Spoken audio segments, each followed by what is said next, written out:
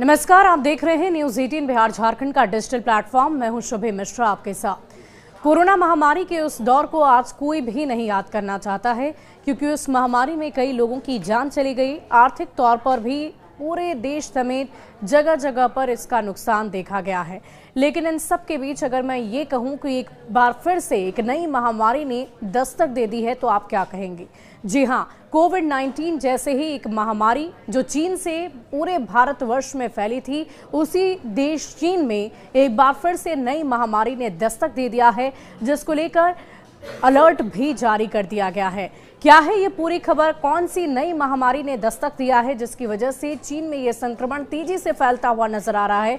इसकी पूरी जानकारी आपको विस्तार से देते हैं। कोविड-19 के 5 साल बाद चीन में फिर एक बार नए वायरस का संक्रमण फैल रहा है। इसके लक्षण भी कोरोना वायरस की तरह ही हैं।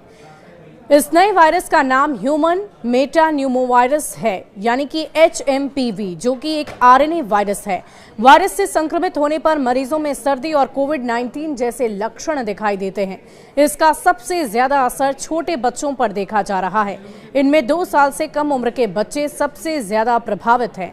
चीन के रोग नियंत्रण एवं रोकथाम केंद्र CDC के मुताबिक इसके लक्षणों में खांसी, बुखार, नाक का बंद होना, गले में घरघराहट शामिल है।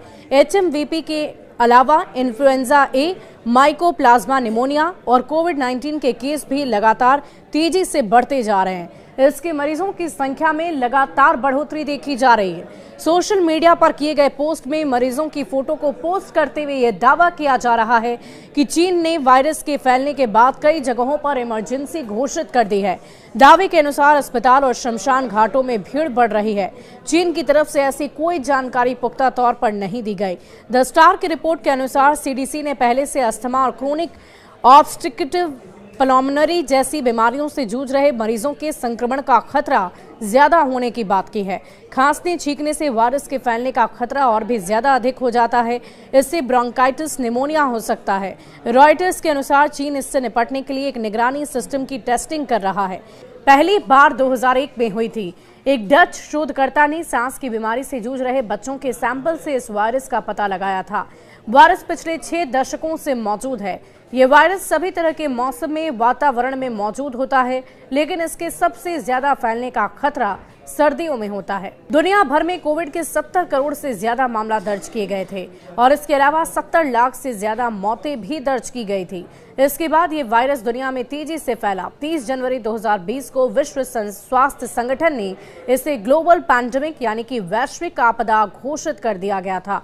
कोविड-19 का पहला मामला 2019 में चीन के वुहान शहर में मिला था और तब इसे एक रहस्यमय निमोनिया समझा गया था। ये SARS-CoV-2 वायरस से फैला हुआ संक्रमण था। तो साल 2019 और 20 में ये वैश्विक आपदा आई थी, जिसकी वजह से पूरे विश्व में चारों तरफ तबाही का मंजर देखा गया। और इसी बीच चीन के वुहान से ये खबर आई थी, जहां पर कोरोना वायरस के संक्रमण से लाखों लोगों की जान चली गई। और पूरे विश्व की अगर हम बात करें, अलग अलग देशों की बात करें, तो 70 लाख से ज्यादा मौतें हुई और 70 लाख से भी ज्यादा केसेस दर्ज किए गए थे। और इसी बीच उसी देश चीन से एक नए संक्रमण के फैलने की आशंका खतरे की घंटी है। इस खबर को ज्यादा से ज्यादा शेयर कीजिए ताकि ज्यादा से ज्यादा लोग सचेत हो पाएं, सतर्क हो पाएं। भारत में भी इस वक्त मौसम बदलता हुआ नजर आ रहा है, जिसकी वजह से संक्रमण तेजी से फैल रहा है। खांसी, सर्दी, बुखार जैसे कई मरीज आपको अस्पताल के आसपास नजर आ जाएंगे। डॉक्टरों के पास लोगों की लंबी कतार लगी हुई है, इसलिए जरूरत है अपने आप को बचा कर रखने की। सावधान रहें, सतर्क रहें और अपने परिवार के स्वास्थ्य की भी जरूर ध्यान रखें। शुक्रिया।